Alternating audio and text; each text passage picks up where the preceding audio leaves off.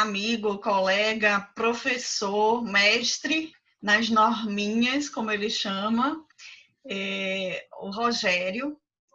Rogério é uma pessoa dedicadíssima às normas e foi através dele que descortinou aquela questão de uma certa rigidez demais, e a gente viu que podemos ter muito das normas ISO dentro dos programas que são super bem-vindas, e a sequência, o roteiro é muito importante para que a gente não deixe escapar a essência do compliance.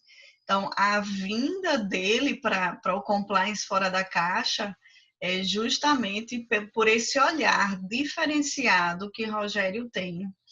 E quero dizer a vocês, e já deixar como dica, e já pedir que ele volte a Recife, porque nós tivemos aqui uma semana de curso sobre a ISO Compliance anti-suborno, e foi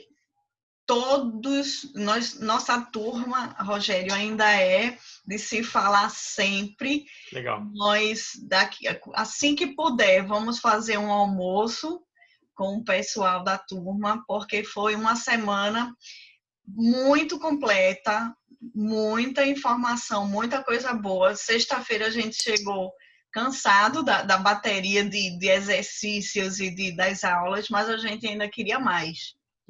Então, são poucas as ocasiões que a gente termina um curso de 8 às 8 dessa forma, né? Que legal. Eu gostaria também de explicar, já que também Sofia entrou Bom dia. Bom dia. Bom dia, Tudo Sofia. bom? Tudo bem? Tudo Prazer. jóia, prazer. Explicar um pouco do projeto do Compliance Fora da Caixa, que é justamente, eu digo assim, o ajuntamento de pessoas que têm olhares muito diferenciados, olhares humanos, olhares necessários até para a gente retomar de uma forma mais humanizada, sustentável.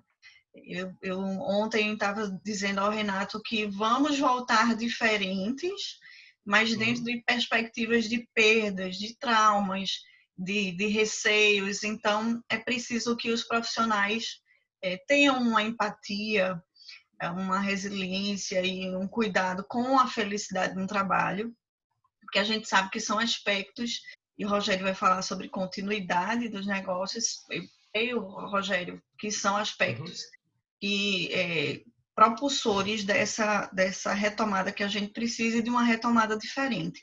Então, Compliance Fora da Caixa, espero que seja o primeiro de alguns, para a gente debater, para a gente lançar ideias, um espaço democrático aberto, para a gente ter esse ajuntamento de diversas expertises.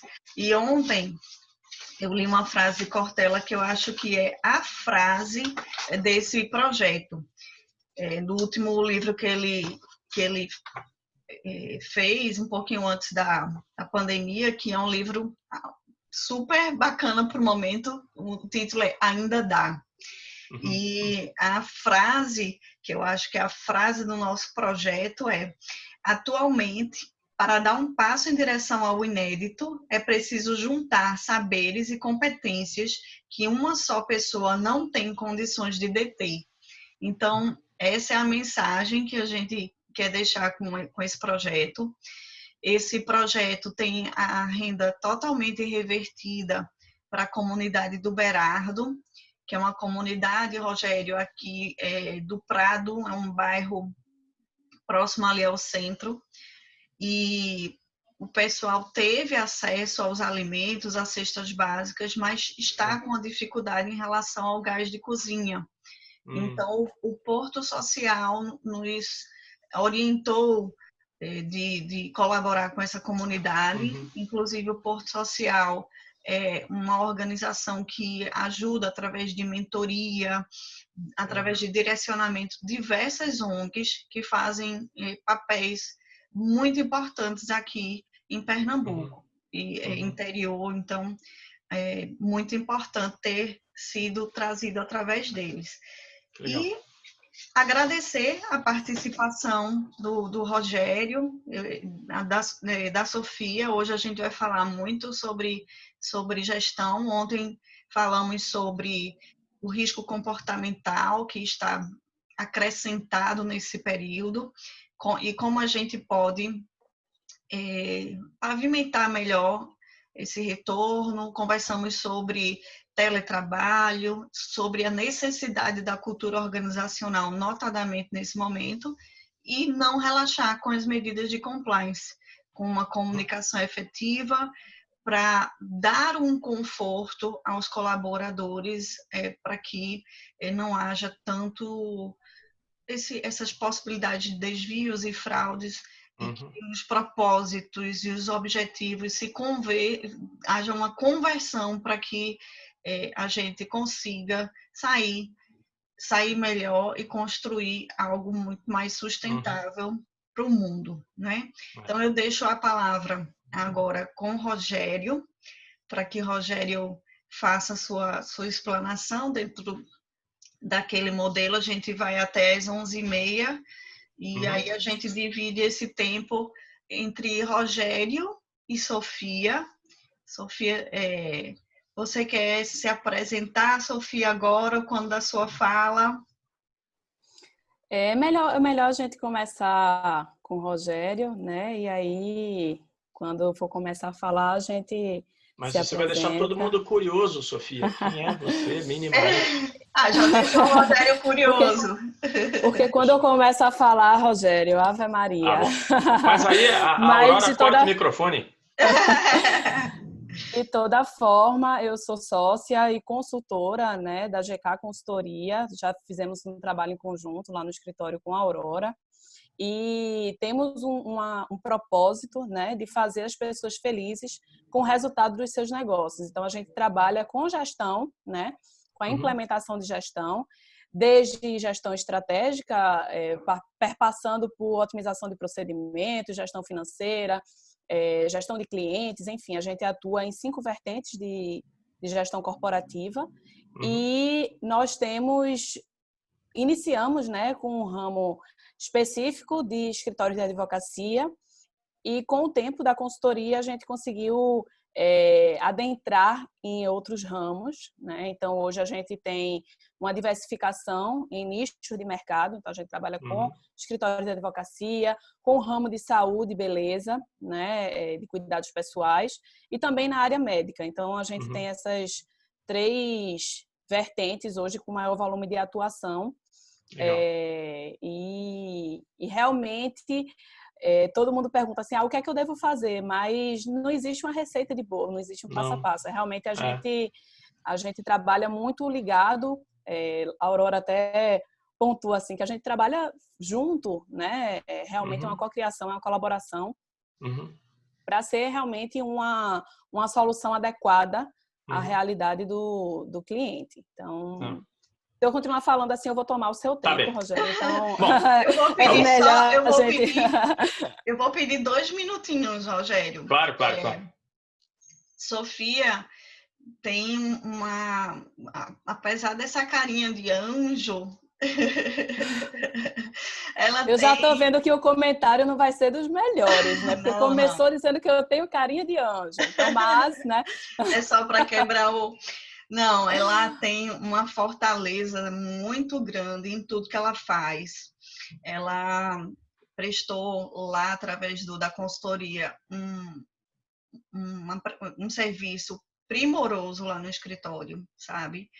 E de uma forma muito doce, muito acolhedora, nada impositiva, e com essa maleabilidade que ela tem, foi chegando, conquistando, e realmente a gente vai fazendo as necessárias transformações dentro de um ambiente muito saudável, muito tranquilo.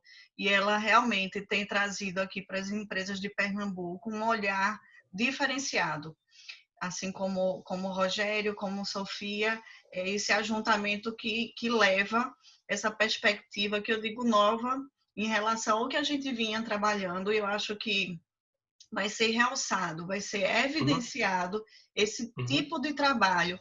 Com mas certeza. artesanal, eu até diria, um trabalho mais próximo. Então, a gente construiu, a gente fazia várias conexões de post-it, de gráficos, de tudo, e tudo muito participando. E detalhe, eu aprendi muito com eles. Nisso tudo que a gente vem caminhando hoje. Teve um início muito grande nessa participação da GK na nossa empresa. Legal. Pronto, agora está com você. Pronto. Obrigada, Aurora. Aprendemos juntas, né? Muito bem. Bom, vamos lá.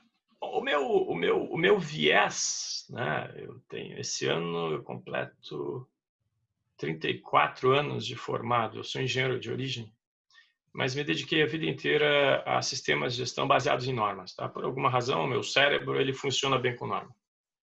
E obviamente, nessas últimas semanas, meses, muito tipo de pergunta eu tenho recebido. Eu já postei até alguns vídeos no YouTube, seja sobre gestão de crise, ou seja sobre 2 norminhas específicas que tem a ver com tudo isso que vocês estavam falando, né? Eu já vou chegar no ponto onde eu estou querendo, mas só para construir. A ISO revisou nesse ano de 2020, agora foi publicada em abril, uma norma que tem o número de 10.018, que ela fala de engajamento de pessoas, sob o ponto de vista da qualidade. Se vocês forem no nosso canal no YouTube, se vocês colocarem lá Rogério Meira, TSG, ISO 10.018, vocês encontram esse vídeo. Foi uma live. E essa norma ela fala muito sobre cultura, ela fala sobre engajamento, quer dizer, o que a gente precisa para trazer as pessoas a bordo dos desafios, né? E ela, inclusive, já fala de coisas como redes sociais, etc. É uma norma que foi publicada esse ano. E existe uma outra, essa é uma norma europeia, a ISO, que trata desse assunto, ela está em desenvolvimento, que é de gestão de crises, que é uma norma CEN, que é o Código das Normas Europeias, TS 17091. Também fiz uma live sobre ela esses dias e tem alguns vídeos sobre gestão de crise lá no canal também. Bom, mas por que eu estou dizendo isso, né?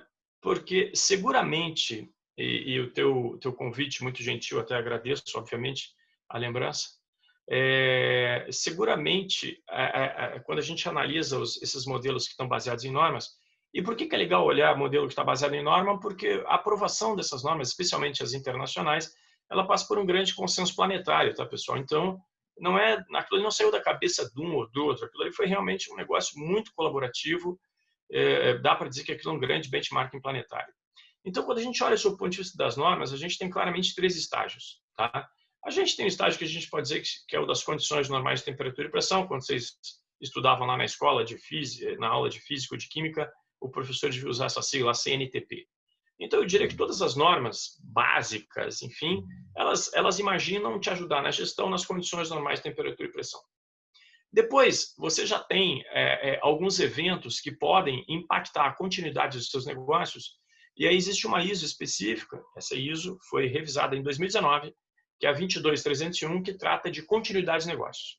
Então, quer dizer, aí eu já saí das condições normais de temperatura e pressão, mas o contexto, o ambiente onde a minha empresa está operando, ele ainda é razoavelmente previsível, razoavelmente estável, né? Mas, sei lá, aconteceu uma grande greve, um grande acidente, uma queda de energia, alguma coisa que impactou a continuidade. E depois eu tenho um terceiro nível, muito claro, que é a crise. O que essa norma que eu mencionei, a 17091, ela define crise com todas as letras, tá? Então, são eventos completamente anormais. O grau de previsibilidade que esse evento tem é muito menor que o evento que teria para disparar a minha continuidade de negócios. E ali eu tenho basicamente o meu contexto externo mudando muito rapidamente, completamente sem controle. Mas aí, inclusive essa 17091, ela faz uma tabelinha interessante que ela coloca diversas linhas, aí ela compara o que seria um incidente e o que seria uma crise, né? E uma das que mais me chama a atenção, e isso serve para todo mundo refletir, ela diz assim, olha, um incidente, como eu disse, uma inundação, um terremoto, um furacão, um incêndio, uma greve, o incidente, em geral, ou na grande maioria dos casos, ele é gerenciável através de planos pré-estabelecidos. Então, você consegue dizer, olha, beleza, se o prédio ruir, o que eu faço? Se o prédio for interditado, o que eu faço? Eu boto a galera no outro prédio tal, que eu já tenho lá um pré-acordo com um coworking qualquer, onde eu estou operando. E o que ela mesma diz é que na crise, raramente você, a expressão que ela usa é essa mesma, tá? Você conseguiria passar por ela através de planos pré-estabelecidos ou pré-definidos. Então, essa 17091, ela usa uma expressão que é uma expressão bastante interessante, que é a expressão adaptabilidade, né? Então, ali, ela mesma insiste muito, o tipo de perfil de líder que eu preciso é completamente diferente, né? Ela diz com todas as letras que eu posso ter líderes, gestores, executivos fantásticos para quando está tudo bem, o cara sabe mandar, sabe tomar decisão, está tudo dominado. Ela não usa essa expressão, mas ela praticamente diz assim, olha, tem muito líder que é muito bom para condições normais que ele simplesmente espana no caso de crise. E a gente vê, não precisamos citar exemplos. O sujeito sai fora da casa. Então, mas tem um ponto nisso, Aurora, que me parece, e que essa talvez tenha sido uma das perguntas mais frequentes que eu recebi nessas últimas semanas, meses, né? É que daí tem uma galerinha que acha que, bom, já que nós estamos no meio da confusão, então vale tudo, né? Então a gente pode esquecer tudo que é procedimento que tinha, independentemente se ele é um procedimento com foco na qualidade, em compliance, em risco, em meio ambiente ou saúde e segurança, não importa, e o negócio é tocar o barco, né? E quando eu olho esse próprio conceito da adaptabilidade ou desses ajustes, né? Na realidade, o que esses modelos estão sugerindo, você vai adaptar a tua estratégia, você adapta o que vem de cima para baixo. Na operação, o que segura uma organização no momento desses é manter a operação observando os padrões que ela tem. Porque se eu desconstruir até mesmo os padrões, que são o que me fazem ter alguma garantia mínima de que eu vou atender o meu querido e amado cliente, né? Se eu desconstruir, se eu esquecer, se eu passar por cima de tudo isso aí eu vou ter dois problemas, né? Um é essa enorme crise e o outro é que eu vou começar literalmente a perder cliente, no mínimo. A gente está vendo, pegando o exemplo até de compliance, que me parece que é um foco comum aqui do grupo, as barbaridades que estão acontecendo aí com o preço de respiradores, com fornecedor e tal. Então, a gente tem que ter muito cuidado, não é? Porque o fato de nós precisarmos velocidade e adaptabilidade, isso aí não deveria ser um grande escudo para qualquer coisa, muito antes pelo contrário, né? As questões reputacionais, elas continuam, as questões de imagem, elas continuam, né? E a gente deveria até ter um cuidado maior, né? Na realidade, me parece que essas exceções deliberadas, ou a busca pela exceção, ou a busca de uma carta branca, né? Ela é muito mais fruto de um paradigma de que controles eles trancam ou que eles retardam processos, o que não é verdade. Um padrão qualquer, um controle qualquer, ele só vai retardar um processo se ele for mal desenhado. Né? Porque quando eu estou definindo o controle, eu tenho que olhar o apetite de risco da minha empresa, quer dizer, qual é o nível de exposição que eu quero, né? Então, isso é um entendimento equivocado que, lamentavelmente, a gente tem, né? Então, tudo que os caras queriam, tudo que muita gente queria, era exatamente ter essa carta branca, dizer que por esse período aí está liberado, vale tudo. Aí eu esqueço tomada de preço, né? Eu cheguei a ver diferenças absurdas aí de valores, quase coisas da ordem de 1000 vezes. A gente pode até ver por nós, consumidores, né? Uma máscara dessas descartáveis que custava centavos, estava R$3, né? Ou está, talvez até tenha aumentado, não sei. Então, e a continuidade de negócio, que foi a provocação que você fez, essa própria norma que trata de crise, ela diz, né, que ela tem muitas disciplinas correlatas, uma, obviamente, é com a continuidade dos negócios, né? O foco dos modelos de continuidade de negócios são sempre dois. Um, é eu encurtar ao máximo o tempo que eu vou ficar com a minha operação prejudicada ou com a minha operação completamente abalada, né? Meu nível de operação chegar a zero, por hipótese. E a outra é eu diminuir o impacto desse evento catastrófico. O que ocorre aí também é uma diferença da crise, né? Se é simplesmente um evento catastrófico, eu consigo ter alguma ideia de quando aquilo vai terminar. Uma crise como essa que a gente está passando, eu não consigo ter alguma ideia, né? Quem tiver essa bola de cristal está chutando, né? Por tudo que eu já li no planeta, o que se diz é que para a gente considerar que esta tal pandemia está sob controle, apenas sob controle, a gente precisaria ter por 14 dias consecutivos o total de casos ativos, com todo respeito às mortes, tá? Mas o indicador um pouco mais preventivo é esse. olhar o total de casos ativos. Se esse número total de casos ativos cair por 14 dias consecutivos, isso quer dizer que pelo menos o negócio está sob controle, né? Oxalá essas liberações ou liberalidades todas que a gente está tomando já, oxalá a gente não tenha nenhum tipo de rebote, né? Mas não sou técnico na área para opinar se a gente está fazendo isso aí cedo ou tarde, né? Mas o ponto que eu queria trazer e que está baseado nesses modelos é essa necessidade de adaptabilidade, né? E aí, enquanto a gente até aquecia um pouquinho, até para compartilhar com todos, né? Essa adaptabilidade a gente já começa a ver em diversos negócios, né? Eu tenho certeza que diversos negócios eles não vão voltar a ser o que eram, né? Eu tenho usado um exemplo bastante simples, que é o de vários restaurantes, todos devem ter tido acesso a alguma coisa dessas, que, imagina, o sujeito ele tinha que ter um aluguel alto numa localidade bacana, e aí daqui a pouco, para ele não parar completamente a operação, ele começou a fazer delivery, né? Então, sei lá, ele fez convênio aí com iFood, com Rappi, não importa. Aí, inclusive, ele nem tinha fornecedor de embalagem descartável, foi lá, desenvolveu um fornecedor, começou a comprar.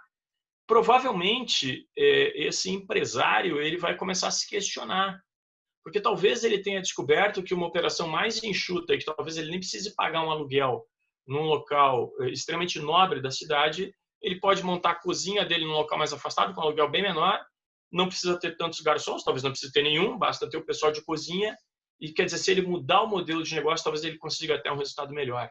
Então, me parece que essa questão da adaptabilidade que essas normas exigem, elas sugerem bastante, né? A norma de gestão de crise, obviamente, ela não te ensina a gerenciar a crise. Ela diz que ela mesma no título, ela diz que é uma norma para preparar você a ter capacidade para lidar com, né? E então eu acredito que muitos desses negócios eles vão questionar, né?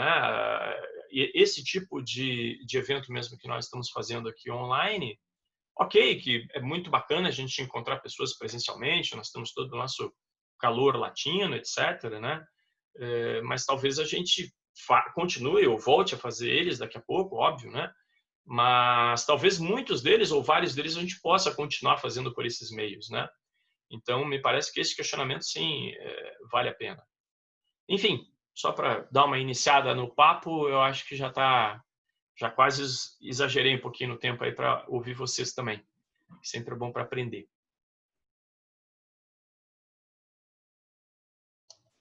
Muito bom, Rogério, muito bom. Então, vou chamar a Sofia também para fazer esse bate-bola e a gente tá com um tempo tranquilo. Que bom. Para a gente trazer Sofia e depois vocês interagirem com relação ao tema. Uhum. Cadê você, Sofia? Tá ali. Microfone desativado. O microfone. Pronto. Deu. Voltei.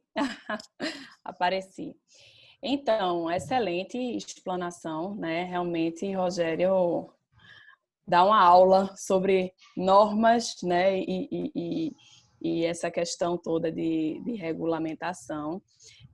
Até seria uma apresentação minha durante a minha fala, desculpe aí, já interrompeu o seu tempo, Rogério, mas eu iria começar, de fato, humildemente me apresentando como não conhecedora do compliance, né? Realmente, eu conheço, né? Não conhecia Rogério, mas sei que a expert do assunto aqui é a Aurora, né?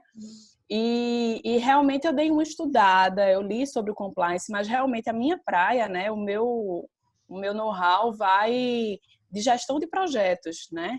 Uhum. E a gente consegue alinhar esse assunto, né, de gestão de projetos, porque a implementação de um programa de compliance pode ser caracterizado como um projeto, né? De fato. E aí Uhum. Exatamente. Então, eu queria saber, Rogério, qual é a tua percepção em termos, nesse momento de crise, as empresas que não tinham um programa de compliance bem definido, não tinham uma sistemática de gestão de risco, de gestão de crises, qual é a sua sugestão, né, para esse momento ela não se pegar numa lista gigante de coisas que deveriam ter sido feitas e que não foram, o que deveria ser priorizado nesse momento? Perfeito, belíssima questão.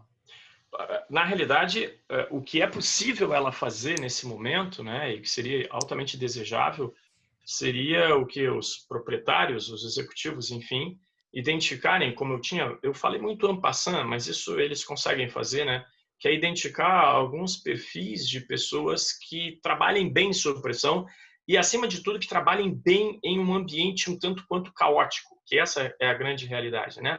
A maioria das pessoas gosta de ter uma certa estabilidade para ela trabalhar, mas algumas pessoas trabalham muito bem em ambientes completamente imprevisíveis e tal, né? O próprio Lacan, ele tinha uma expressão que em francês é o savoir-faire, né? Ou seja, é eu saber fazer com o que tiver, né? Então eu dou um jeito, né? Eu não preciso ficar esperando as condições ideais, né? E esse grupo, essa própria norma de gestão de crise, ela sugere isso, né? Compor uma espécie de comitê de crise, que são pessoas que vão conseguir tomar decisões. A própria norma que trata de continuidade de negócio também, ela diz, né, que a gente precisa ter pessoas, porque o processo de tomada de decisão ele tem que continuar acontecendo, né, pessoal? E essa tomada de decisão num ambiente muito menos previsível que o normal, ela é muito mais crítica, né? Essa própria 17091, ela fala claramente isso que a gente aqui no Brasil ficou fazendo, ela aborda lá, ela fala em dilemas. É claro que numa crise eu tenho decisões que são dilemas. E na realidade, se a gente for olhar, inclusive, todas, né? Exato. Se a gente for olhar essa celeuma toda que a gente fez aqui no Brasil, com todo o meu respeito e carinho, ela é uma bobagem, porque na realidade foi um dilema artificial. Não existe dilema. Aliás, uma das definições de dilema, ela diz que eu aparentemente tenho opções, mas as consequências vão ser as mesmas, né? Foi a gente entrar nessa discussão que nos consumiu dias e dias e dias entre priorizar, sei lá, a questão de saúde e economia. Tem que priorizar as duas. Eu não tenho ou, é e, né? Então, mas aí foi um falso dilema que a gente incorreu, né? Mas ela mesma disse que a gente vai ter dilemas. E uma coisinha também, já no ambiente das norminhas, né, Aurora e Sofia, que é muito legal, é o seguinte, né? Tem uma outra norma também, prima irmã de todas essas aí que a gente está falando, uma norma bastante nova também, e que talvez ela possa ser objeto e possa ser útil daqui para frente, ou talvez até nesse momento, que é uma que fala de negócios colaborativos, né? Espécies aí, pode ser até pequenos ecossistemas, enfim, de empresas se ajudarem, né? Mas eu diria então que no meio da confusão, né, Sofia, a questão é identificar quem seriam as pessoas, porque essa palavra-chave, esse conceito-chave da adaptabilidade é que ele é o mais relevante, né? O que a gente pode fazer para manter o negócio de pé, né? E aí eu vou ter que questionar, vou ter que me redescobrir, vou ter que reinventar coisas, né? E às vezes, ia fazer isso aí tudo, é uma expressão popular, né? É como se eu tivesse que trocar o pneu com o carro andando, né? Eu não tenho como parar mais do que a gente já parou na marra, mas a gente precisa se reinventar, né? Não tem muita receita de bolo. O que eu tenho dito, né? Obviamente, eu não seria tolo de sugerir que alguém fosse estudar esses modelos dessas normas agora, né? Mas assim, ó, dá uma olhadinha no conhecimento que já tem no planeta, como eu disse, essa norma ela fala muito até de questões de perfis. A grande ênfase dessa norma de gestão de crise, o capítulo maior dela é exatamente sobre o processo de tomada de decisão. E nem poderia deixar de ser de outra forma, nem poderia ser de outra forma. Imagina, porque a grande sacada é essa, né? Como é que as pessoas vão estar tomando decisão? Porque tudo muda, né? Os riscos mudam, né? Então, sei lá, se eu tinha lá, imagina que eu tivesse um sistema de gestão da segurança da informação, ISO 27001. Então, ok, beleza, eu coloquei controle de acesso com digital, com coisa biométrica, perfeito. Só que agora o risco mudou, porque o sujeito está trabalhando na casa dele e levou o laptop para a casa dele. Então, o risco é o filho jogar o videogame no computador do sujeito, sei lá, né? Ele vai estar acessando a rede por uma conexão de internet privada dele, que talvez não tenha a proteção adequada. Então, essas mudanças todas é que requerem uma grande capacidade de adaptação. E que, na realidade, às vezes a gente prefere seguir aquele padrãozinho, né? O questionar. O único exercício que eu tenho me permitido de futurologia é o seguinte, né? e que tem muita gente que não está se dando conta. Assim que as coisas voltarem a ser minimamente parecidas com o que eram, as organizações, com certeza, elas vão precisar fazer um grande redesenho, remapeamento dos seus processos. Porque no mínimo, ingênuo a gente achar que depois de ter passado, sei lá, 2, 3, 4 meses aí parado, praticamente parado, com pessoas fazendo as suas atividades, seus processos de maneira diferente, que ela vai voltar e vai ser tudo como era antes. Não vai. Não vai. Né? E isso aí é uma coisa que eu tenho visto pouca discussão. Né? Quer dizer, dá a impressão que as pessoas estão meio anestesiadas, elas estão achando, não, beleza, né? Um dia, a tal da retomada, a gente vai voltar e vai ficar tudo igual. Não vai. Não vai. Com certeza, já nesse momento, muitas mudanças estão sendo feitas, das quais nós não vamos retroceder. Né? Algumas talvez até sim, mas muitas com certeza não vamos. Né? E aí quando você fala, na realidade, quando você fala que você trabalha com várias perspectivas da gestão, você já trabalha com compliance, né? Porque o conceito dele, pelo menos para ISO, ele é um grande guarda-chuva que pega tudo o que é cumprimento e observância de regra. Seja essa regra compulsória, por força de alguma lei, ou seja uma regra voluntária, que eu mesmo criei meu procedimento lá e estou me propondo fazer daquele jeito dentro da minha empresa. Então, na hora que eu estou seguindo regra, eu estou falando de compliance. Perceba o rosto da nossa amiga Aurora, que ela sempre me disse isso. Mas é isso aí mesmo. Se eu estou seguindo regra... Ela sempre pontuou. É. E aí eu gostei muito de você pontuar sobre redesenho de processos, Rogério. Eu sou uma grande fã, né, do BPM. Realmente é na área de gestão de processos de negócio, né, de gerenciamento de processos de negócio, que eu mais me identifico. E durante a crise todos falam, né? Vamos observar sobre análise e gestão financeira. Perfeito. Se você não tiver uma gestão financeira bem efetiva, se não tiver um caixa mínimo, um percentual de planejamento financeiro destinado à reserva, realmente a crise vai ser um caos, né? Se você for fazendo direitinho, mês a mês, em termos de gestão financeira, você consegue... Obviamente vai sentir, né? Mas você consegue ter menos impacto, né, durante a crise. Mas poucas pessoas falam de redesenho de processo. E eu não sei se você conhece, Gart Capote, ele é ex-presidente da BPMP Brasil, e ele fez um vídeo falando sobre o time do redesenho de processos, né? Ele sabe aquela coisa que todo mundo dizia, a gente precisa otimizar determinado procedimento, a gente precisa fazer melhor, qual é a melhor forma? Pronto, chegou a hora, né? Chegou a hora. A gente teve um impacto, né? Teve um impacto da pandemia, e essa pandemia gerou uma crise econômica, né? Uma política econômica.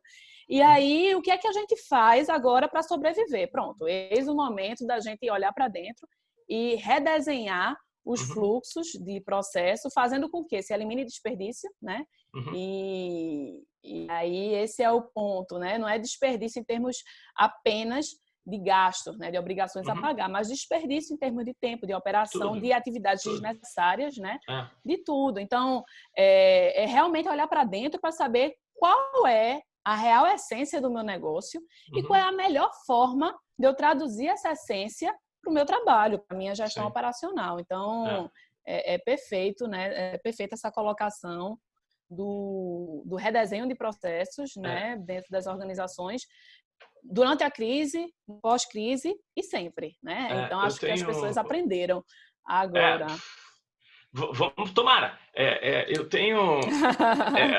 eu tenho... Esses dias eu até participei de uma outra live sobre auditorias remotas, né? Porque, obviamente, todas as empresas certificadas, independentemente de qual norma seja, nesse período agora estão recebendo auditoria remota. Nós mesmos aqui na TSG, a gente recebeu auditoria remota em março, não só nos nossos processos administrativos, mas também testemunha em curso, né? Então, a gente teve testemunha em curso via remota, né? Era um curso online, uma plataforma como a gente está agora.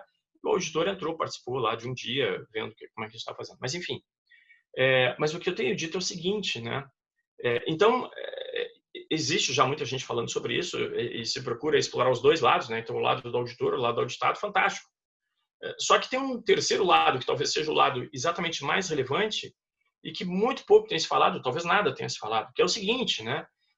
Como eu disse, é no mínimo ingênuo eu achar que eu vou pegar um auditor agora, ao invés de mandar ele na empresa, e eu vou conectar ele, por exemplo, pelo Zoom, como a gente está aqui agora, e que esse cara está auditando, então, no meio dessa confusão toda, e aí os caras do lado de lá, do lado do auditado, eles vão fingir que os processos dele estão tudo igualzinho, como estava desenhado até março, até fevereiro, e esse cara aqui vai fingir que está acreditando, porque não faz sentido. É óbvio que mudanças foram feitas, óbvio, não tem como. Há poucos dias, inclusive, pode ser um exemplo banal, mas aconteceu uma coisa que ilustra bem isso, né? Uma empresa nos procurou porque ela, lá pelas tantas, por alguma razão, ela tinha definido um procedimento de análise crítica, que é uma reunião, sei lá, da diretoria, coisa que vai avaliar como é que está o negócio. E por alguma razão, eles chegaram a escrever na regra deles que essa análise crítica tinha que ser uma reunião presencial. Só que, de fato, eles hoje não estão fazendo presencial. As últimas que aconteceram foram assim como a gente está fazendo aqui agora. E aí, aparentemente fica por isso mesmo, né? E o cara não mexe na regrinha e quem vai olhar talvez finja que nem percebeu ou ele usa aquela flexibilidade. O grande problema, né? O grande abacaxi, isso é um câncer, né? Porque se ele começa, ele se espalha muito rápido. É que as pessoas começam a se acostumar que o que está na regra não vale. É que aquilo não é relevante. Então, lá dizer que tinha que ser presencial, mas como todo mundo sabe que nós estamos no meio de uma pandemia, então é óbvio que vai ser remoto. Não, amigo, para lá, mas o que te custa ir lá e revisar aquilo? Ou, pelo menos, cria um guarda-chuva dentro do sistema dizendo, olha, durante esse período aqui, pode ser que eu faça do jeito A, do jeito B, do jeito C, porque eu tenho exatamente aquela palavrinha que eu já citei algumas vezes, eu tenho que ir me adaptando para ver como é que vai ficar, para daqui a pouquinho eu congelar isso aí num novo desenho. Mas então, eu concordo com vocês, a questão do redesenho, ela me parece, como eu disse, se é que a gente quer fazer algum pequeno exercício de futurologia, né, e que a gente esteja pensando realmente em empresas sérias e com vontade de melhorar a eficácia e eficiência, sem sombra de dúvida, assim que minimamente retomar o que retomar completamente, o grande desafio vai ser redesenhar, porque nós vamos ter que revisitar praticamente tudo. Pode ser que tenha coisas que realmente continuaram do jeito que era, ok, maravilha, mas eu tenho certeza que vai ter um monte de coisa, porque esse exercício dessa pandemia, se é que a gente pode chamar assim, o aprendizado que isso aqui vai nos trazer, ele está permitindo a gente fazer quase que exercícios minimalistas, né? Então, você realmente vai enxugar, você realmente vai perceber uma série de gordura que você tinha. Eu costumo dizer que a gente não pode confundir crescimento com inchaço, né? E tem muita empresa que ela confunde, né? Uma coisa é eu crescer de maneira sadia o meu negócio e tal, outra coisa é eu inchar, né? Quer dizer, se eu começo a colocar penduricário que não está agregando valor para nenhuma parte interessada, esquece aquilo ali, né? Estirpa. E por incrível que possa parecer, sempre tem um lado positivo, né? Esse exercício que a gente está tendo que fazer, que todos estamos tendo que fazer, ele está nos permitindo questionar isso, né? Pô, vem cá, será que aquilo tudo que a gente tinha lá era realmente necessário? Né? Quantas empresas vocês já viram aí declarar, sei lá, Facebook, Google, Twitter, dizendo, olha, a gente descobriu que não precisa mais de prédio. O próprio prédio era uma gordura. Por que eu preciso dizer que está todo mundo trabalhando ali ao mesmo tempo, todo dia? Né? Se eles conseguiram perceber que estão funcionando e ainda reduzir um enorme custo. É claro que isso aí vai abrir uma segunda família de discussão, que também eu já tenho lido alguns artigos, né? Que o fato da gente estar fazendo isso que a gente está fazendo, aquela fronteira entre vida pessoal e profissional, ela foi para o espaço. Né? Então, não existe mais. Isso aí, obviamente, tem um lado bom e tem um lado horrível, né? Como quase tudo na vida.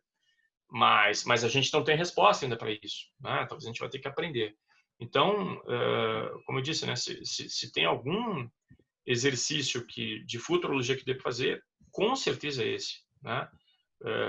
Volto a dizer, as empresas sérias, elas com certeza vão colocar energia para fazer esse redesenho, né? Porque elas com certeza conseguiram identificar muita gordura, mas muita gordura mesmo. Até no nível de questionar modelo de negócio, como eu estava dizendo. Quer dizer, quantos restaurantes talvez o sujeito não tenha feito as contas lá no bico do lápis, como tem que ser, e ele tenha descoberto que, ok, o faturamento dele caiu para caramba. Caiu, é óbvio. Mas será que a rentabilidade não aumentou? Será que o resultado dele não está melhor? É bem possível, né? Porque ele reduziu uma barbaridade. Eu tenho um case... Claro, pois não. Desculpa interromper, Rogério. Eu tenho um case de lanchonete de universidade, né? Uhum. E, obviamente, as universidades fechadas, a receita é zero, né? Claro. No entanto, nesse momento de crise, há uma oportunidade de se inserir nos meios digitais. Então, de criar plataforma de solicitação online de alimentos, de entrega, inserção em iFood, etc. Então, mesmo tendo um impacto extremamente negativo em termos de receita, né? Houve um estímulo, né? Ela foi forçada a se integrar, né? Se inserir em novos meios, e que isso certamente, numa volta, numa retomada, será um incremento ao faturamento, né? Estão em épocas de vacas magras, obviamente, né?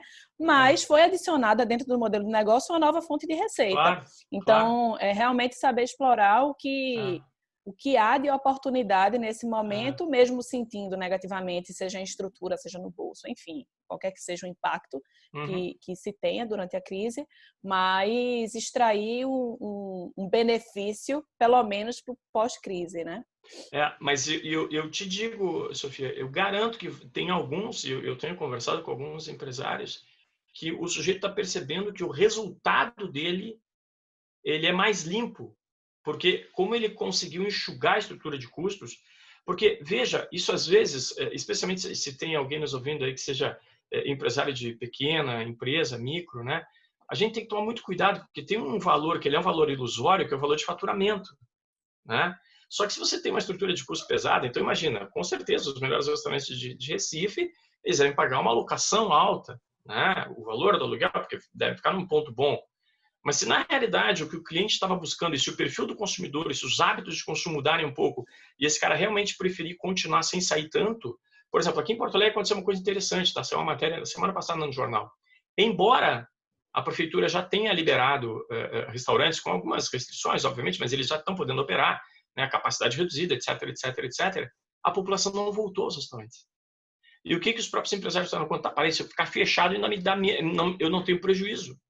Né? E é isso que eu estou dizendo, quer dizer, daqui a pouco o sujeito ele descobriu que aquela operação que ele fazia e que ele não precisa pagar um aluguel caríssimo numa zona mais chique, né? Ele pode alugar simplesmente uma cozinha mais afastada. Aliás, esses dias eu já li matéria que já está entrando no Brasil, esses modelos seriam um coworking, mas para cozinha, não sei se vocês já viram, né? Em São Paulo já tem, tá? E estão se espalhando pelo Brasil. Exatamente nesse sentido. Quer dizer, então você tem, um coworking, só que é uma puta de uma cozinha quase industrial, né? Então, se você... Porque, na realidade, o que é o produto do restaurante? Claro, além do ambiente, serviço, atendimento, mas, na essência, o produto é a comida, é o sabor, é a receita, é a forma de preparo. Quer dizer, se eu conseguir explorar aquilo ali, entregar aquilo ali com uma qualidade minimamente, né? Como ela era antes, e com mais facilidade até para o cliente, então, me parece que tem isso que você falou, quer dizer, eu posso adicionar uma segunda ou terceira linha de negócio, mas tem alguns que eu tenho visto que o sujeito está questionando mesmo. Pô, mas para aí, meu. Ok, o meu faturamento agora é a metade do que era. Só que o meu resultado, ele é maior, porque a minha estrutura de custo é completamente diferente. Né? Então, esse repensar questões de viagens, por tudo que eu tenho lido, a indústria da aviação, eles já se deram conta que, porque o grande volume é viagem corporativa, óbvio, né? Eles já se deram conta que não vai voltar nem a ser de perto, nem de longe que era. Né?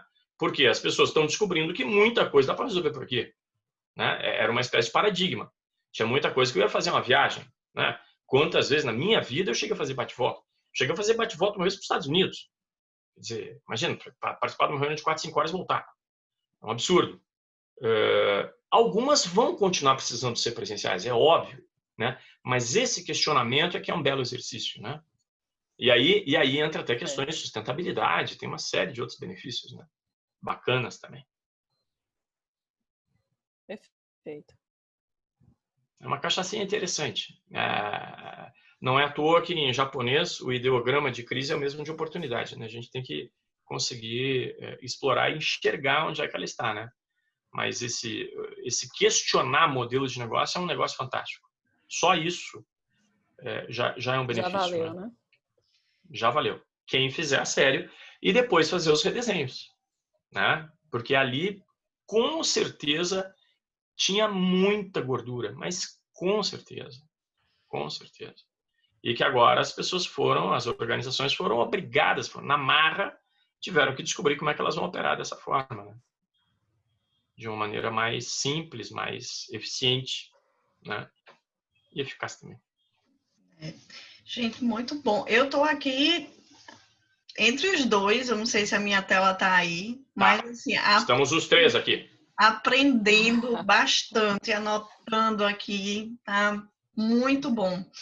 Eu queria lançar uma ideia para que vocês possam até tirar uma dúvida nossa sobre as gestões ágeis. Se vocês o que é que cabe nesse redesenho, a adoção disso? Porque a gente sabe que existem modelos que inicialmente foram trabalhados em startups, mas eu comecei a entender que isso, dentro de um momento até que você falou aqui, de encurtar ao máximo a operação que está prejudicada e diminuir o impacto de evento, né, catastrófico, eu comecei a analisar as metodologias ágeis e vi que muita coisa a gente, não sei se parte, eu vejo até que parte de um redesenho para que elas sejam introduzidas, para que aquele organograma todo que a gente tem que tratar algo que que tem que ter uma resposta muito rápida, que o teu concorrente, digamos, já está trabalhando num modelo assim, e você tem que perpassar por várias áreas, não é desburocratizar, não é flexibilizar, nem passar por cima. Eu tive contato com essas metodologias e vi uma oportunidade da multidisciplinaridade em favor de uma decisão que tem que ser rápida, ou de uma geração, ou de gerir uma crise de uma forma baseada numa metodologia mais ágil e que componha e que atenda, né, a uns requisitos pré-estabelecidos pela própria organização, mas que eu vi assim que a gente quebra um pouco aquela ordem muito estratificada que muitas vezes não dá a velocidade que deva se dar ao assunto. E não vejo também que isso quebre uma questão que a gente fala muito da adesão da alta direção em termos de compliance, porque, obviamente, ela pode fazer parte da metodologia ou pode alguém ali representar a metodologia. Então, dentro desse pensamento que está povoando aqui a minha cabeça, vocês veem sentido nas metodologias ágeis para retomada, para redesenho? E, bem, Rogério está dizendo muito, a gente realmente não tem bola de cristal, e ontem até o Renato Santos está dizendo, quem está dizendo que está bem, ou quem está dando aí as previsões de futuro, tá complicado, não está passando bem da cabeça. A gente tem que ver um dia de cada vez, e talvez esse também seja um grande aprendizado. Sim. Mas dentro da experiência de vocês e do que vocês estão vendo ultimamente, faz sentido? Qualquer coisa, desculpe, posso começar, Sofia? Qualquer coisa que torne ágil a gestão e principalmente o processo de tomar decisão, obviamente ele vai ser muito bem-vindo, né? Veja, eu mencionei há pouco, né? Quando a gente fala nessa própria questão de adaptabilidade, eu consigo enxergar dentro dela a questão de agilidade.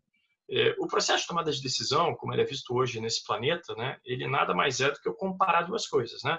O meu conjunto de princípios, valores e regras, procedimentos, chama lá como quiser, que aliás aquela norminha que eu falei, a 10.018, ela bate muito nisso.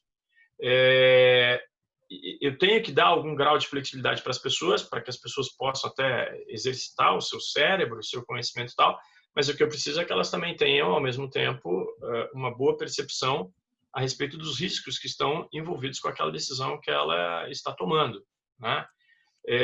Então, qualquer coisa que eu torne a organização mais facilmente adaptável nesse ambiente externo que está completamente instável, a gente ganha, né? O único cuidado que eu diria que a gente tem que ter, Aurora, é que às vezes a gente tem que só ter um pouquinho de cuidado. Aí eu estou olhando até o meu viés de auditor, né? Esses dias eu até fiz um pequeno post sobre isso em rede social, que é o seguinte, né? a gente tem que ter cuidado, porque a gente começa a ler uma porção de coisa e tal, e aí daqui a pouquinho eu vou auditar uma empresa qualquer e eu estou vendo aquilo tudo na cabeça, então eu já acho que tudo que é processo tem que ser disruptivo, tudo que é produto tem que ser inovador, que a organização tem que ser um unicórnio, etc. Pô, e daqui a pouco eu ainda tenho empresa que ela não é escalável, não é unicórnio, é um beabá que ela faz, mas faz muito bem, o produto é bom, é robusto e está lá, está vivendo, faz 50 anos. Então, tem espaço para tudo, né? A minha única preocupação é nesse sentido, né? Para manter esse equilíbrio. Eu sempre digo que, se é que a gente pode dizer que tem duas abordagens de gestão, ambas, uma tem que aprender com a outra com uma, né? Então, a minha abordagem tradicional tem que aprender com as abordagens startup e vice-versa, né?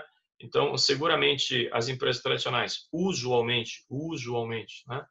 Elas costumam ter abordagens um pouco mais robustas para gestão de riscos, são mais conservadoras, obviamente. As startups, elas são mais ágeis, e então a tradicional poderia aprender agilidade com a startup e a startup poderia aprender um pouquinho mais sobre gestão de riscos com as tradicionais, né? Sem que eu vá atropelar nenhuma nem outra, né? Então provavelmente eu vou chegar em algum meio do caminho ali que seja interessante, né? Mas sem sombra de dúvida, eu diria que qualquer coisa que acelere o processo de tomar decisão, né? Mantendo mentalidade de risco, né? Ele é muito bem-vindo, né? Porque o que a gente precisa é realmente conseguir fazer as empresas se adaptarem, né? Fazer essa leitura, né? Ter as antenas para ler o que está acontecendo no ambiente externo e conseguir adaptar o negócio, aí muito mais até do que os processos, para ela conseguir, daqui a pouco, até achar outros caminhos, né? E tem uma porção de exemplos interessantes aí que estão acontecendo, né? Claro que sempre tem toda a questão de quebra de paradigma, né? Mas que é possível, e isso é muito bem-vindo, né? Sofia, você que é expert em BPM, fala, mulher. Vamos lá. Vou organizar a minha resposta, Aurora, por etapas, certo? Métodos ágeis, eles são diversos, né? Na verdade, é um grupo que agrupa frameworks diferentes. Então, o que é que a gente traz nesse momento de analisar o que é positivo, o que é que pode ser agregador? Obviamente que se traz agilidade no processo de decisão, se a gente consegue otimizar a operação, é bem-vindo. Mas como fazer isso, né? Qual é a diferença de um método ágil para um método tradicional? Primeiro ponto, ambos têm que analisar os requisitos, né? Qual é a minha necessidade? O que a parte envolvida precisa? Porque às vezes a gente quer responder tão rápido a determinadas demandas que a gente nem entende exatamente qual é a necessidade, que a gente nem consegue de fato absorver a real, né, demanda do caso, do produto, do serviço, enfim, então, do problema. Então, o primeiro passo é entender os reais requisitos, os reais problemas, né? E a forma de tratar esses requisitos é que vai diferenciar entre uma metodologia tradicional e uma metodologia ágil, tá? E como é uma metodologia tradicional? A gente vai pegar determinado problema, vai levantar os requisitos, né? Quais são as necessidades, e para essas necessidades a gente vai definir um plano bem detalhado, com prazos definidos e um passo a passo à execução até o final. Pode funcionar? Pode, tá? E muitas empresas fazem dessa forma, mas existe uma segunda opção, em que a gente consegue fazer esse detalhamento por fases, por etapas, de forma que a gente consiga revisitar os requisitos, revisitar essas necessidades e ver se esse plano se adequa a essa solução, né, esperada. Então, qual é a diferença? Um método tradicional, ele prevê, né, ele consegue tornar palpável, digamos assim, do início ao fim de um projeto, seja ele de solução de um problema, seja ele de implementação de um compliance, seja ele de resolução de uma crise, tá? Dentro da empresa. E um método ágil, ele tem etapas, que chama-se muitas vezes de sprints, né? Então, o método ágil é uma forma diferente da gente enxergar e tentar resolver um problema. E o que são métodos ágeis? Existem diferentes formas, né, de você atuar com o método ágil, mas ele se moldou, né, como foi que ele surgiu? Ele surgiu com dificuldade da indústria de software, né, de trazer uma solução rápida sem gastar milhões jogados no lixo, porque às vezes a gente demanda muito tempo, muito dinheiro para fazer uma solução e essa solução não vai ser adequada à necessidade das partes envolvidas, né? Então, surgiu com o intuito voltado para a indústria de software. Só que hoje se aplica a qualquer realidade de qualquer empresa, se você tiver em situações de resolução de problema. E elas são desculpa aqui que minha sogra está ligando, que está com minha filha. Um minutinho. Claro. Vamos nós tomar conta aqui. Pronto. Voltei. Meu Deus! Esse é The Flash. Não, deleguei para o marido. Resolver a questão. Um método ágil de resolver o problema. Era isso que eu ia dizer, super. E aí... Mas ele só vai resolver porque você delegou, porque senão ele não teria. Poxa vida, coitado do rapaz, mano.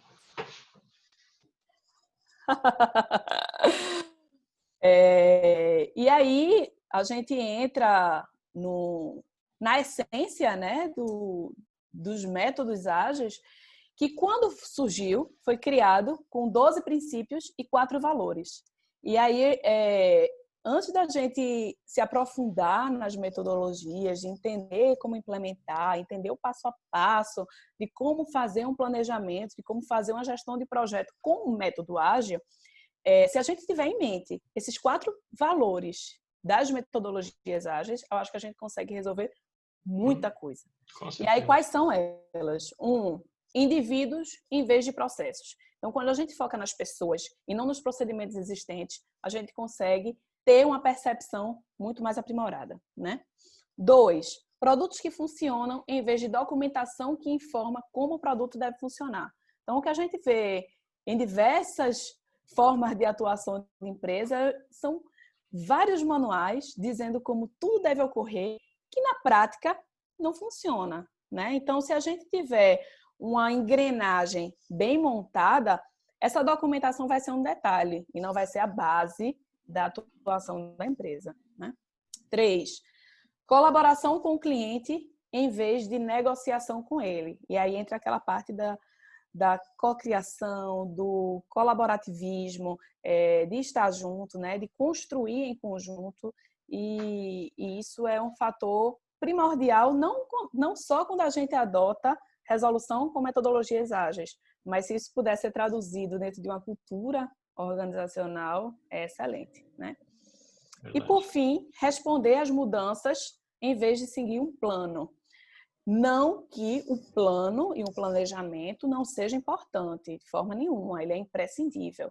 Mas, se a gente tiver a adaptabilidade que foi tão citada durante toda a nossa conversa, para a gente entender o que é que dá certo, o que é que não dá certo, e a gente conseguir responder de forma ágil a esse plano, é um fator muito importante. Eu trouxe até para a gente conversar sobre isso, né? Uma frase que ela pode ser até arrogante, mas eu achei essencial, assim, muito boa.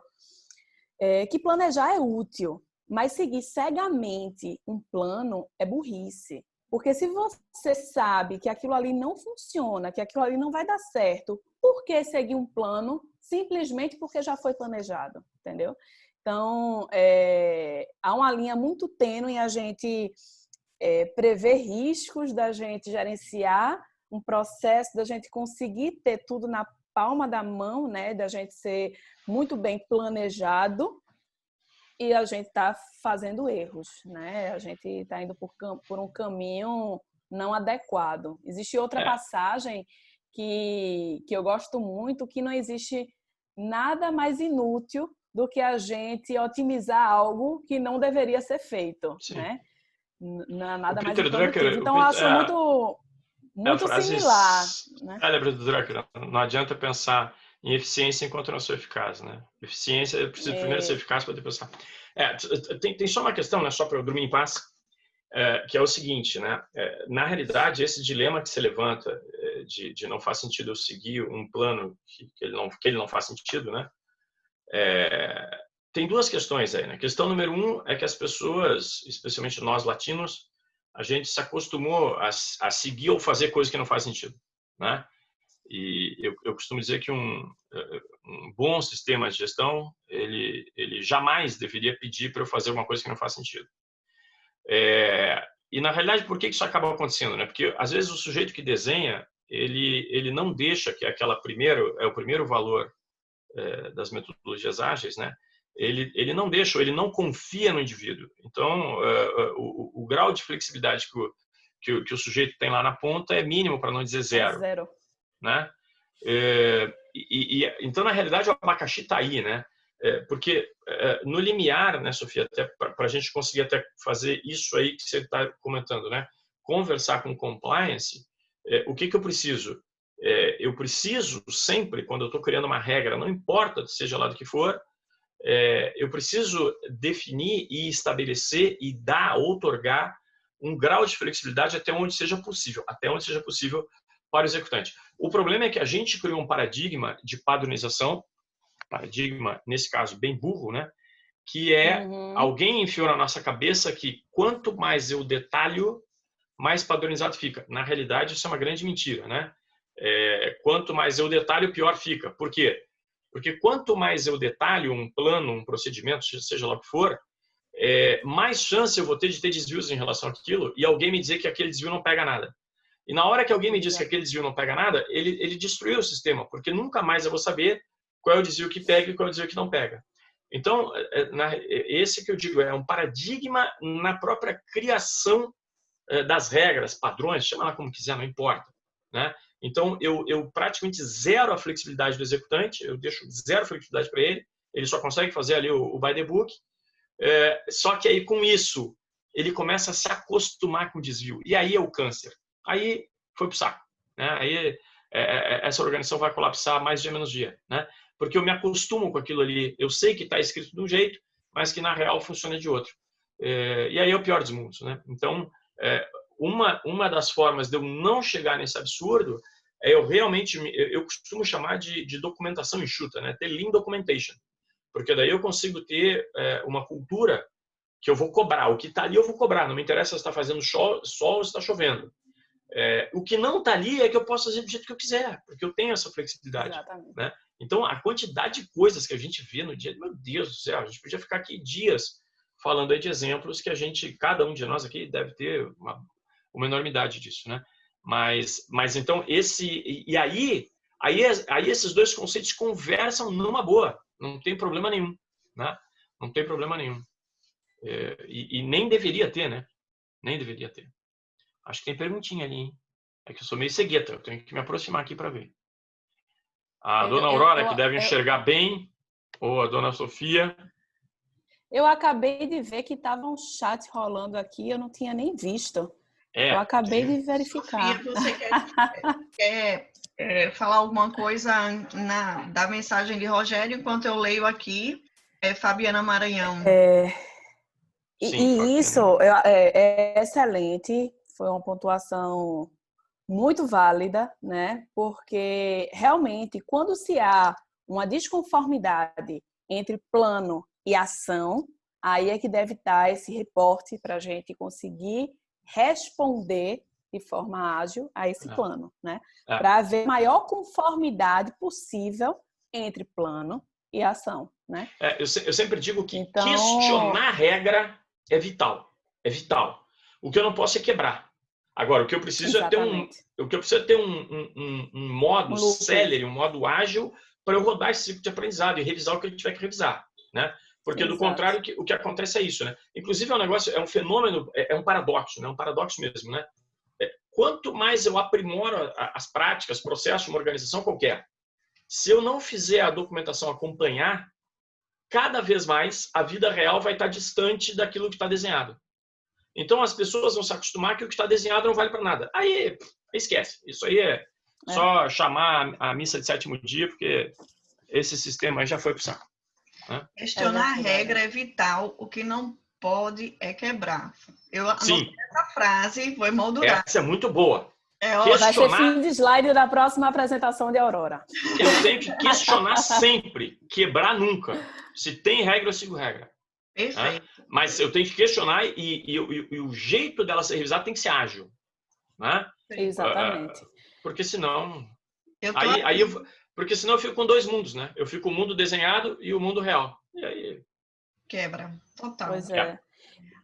E aí, falando sobre a metodologia ágil, ela nada mais é do que uma tradução de algo muito antigo que vem da administração, que é o ciclo de Deming, o PDCA, extremamente difundido, né? Que nada mais é do que planejar, executar, verificar e agir. Só que ao invés de você fazer isso em termos de longo prazo, né, de você ter todo o planejamento e você verificar apenas no final, você vai rodando esse ciclo em etapas, né, que chama-se sprint, né? Time box, dentro do plano do projeto, né, e é importante que esses sprints eles sejam com periodicidade bem definida, então você não pode fazer um durante 2 semanas e outro de 3 em 3 meses. Não, a definir que vai ser a cada 4 semanas ou 2 semanas e você vai estipular esse padrão até o final do projeto.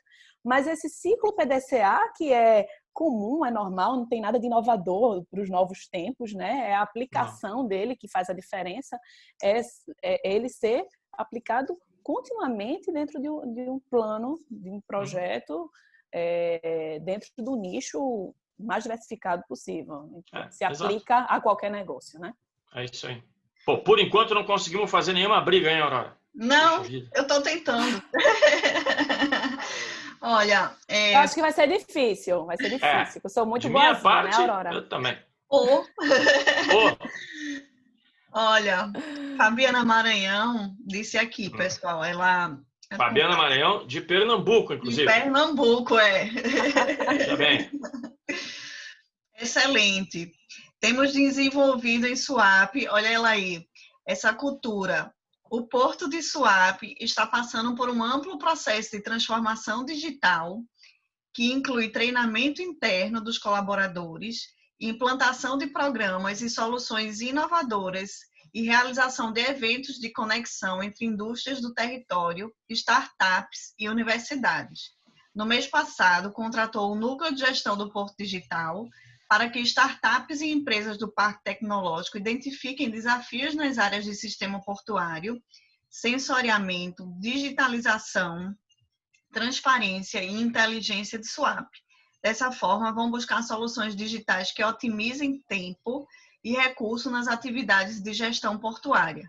O compliance está inserido, ela coloca entre parênteses transparência. O Projeta Labs é uma parceria entre Suape, Desenvolve Aí e a Manguezal. Neste projeto existem trilhas que ensinam metodologias ágeis. Olha aí, pessoal, já chegou um exemplo aí do que você... E dá para conversar essas coisas todas, né?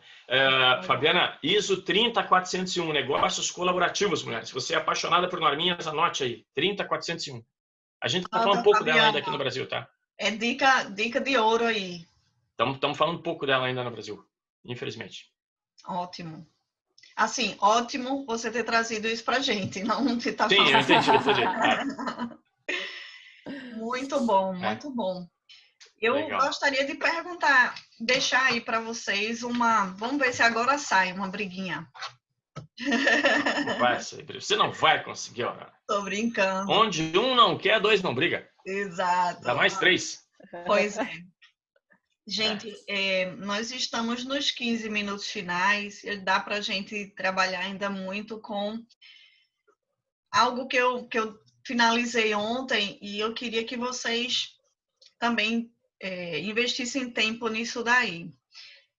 Qual é a mensagem que a gente pode deixar para os profissionais das nossas áreas, né? Uhum.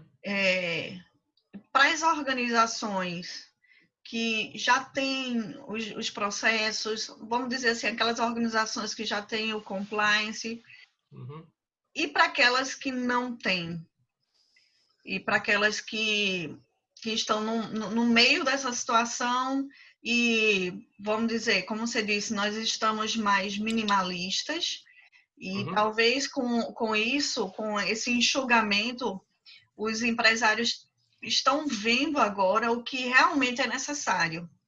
E é necessário uma gestão, é necessário as normas, é tudo isso que a gente conversou. Então, talvez tenha se tirado aquela... O empresário é muito custo, receita, custo, receita, e fica naquilo para poder manter seu negócio. E talvez agora tenha havido a necessidade de, para isso, se eu tivesse... E ficou naquele campo da imaginação. Então, eu quero trazer para vocês essas 3 perspectivas que vocês possam entregar aqui para a gente, e eu quero receber. E eu digo a vocês que está sendo uma delícia a palavra. Eu estava tentando escolher uma outra palavra, mas é essa, uma delícia o bate-papo. Mas eu queria isso, que a gente falasse sobre profissionais, até as questões do que um profissional, né, sem querer ter bola de cristal, mas a gente já consegue enxergar um profissional, que as capacidades e as habilidades e competências, a empresa toda ok, bacana, como é que ela deve ainda se comportar, e aquela empresa que está zerada, o que é que a gente pode dar de dicas para essas 3 esferas? Muito bem. Quer começar, Sofia? Posso. Vai, Seguinte, por favor. Prometo ser breve, tá? O momento, ele foi propício para todos sentirem a importância de gestão. E gestão, eu digo gestão de diversas formas de aplicação dentro do negócio, tá? Mas o principal ponto que a gente consegue extrair dentro desse momento é o relacionamento. E o relacionamento não só com seus clientes, mas o relacionamento intra-empresa também, né? Porque muitos negócios ou diminuíram vendas, ou pararam de vender, ou tiveram que suspender contrato de trabalho, tiveram que demitir funcionários, né? Teve uma movimentação muito grande relacionada às pessoas. Sejam elas pessoas trabalhadores ou pessoas consumidores, ou até mesmo empreendedores, né? E o que eu trago assim como dica, como mensagem para todas essas pessoas, né? E essas pessoas em todas as partes envolvidas de qualquer negócio, é da identificação do propósito individual, tá? E para as empresas, identificação do propósito corporativo. Por quê?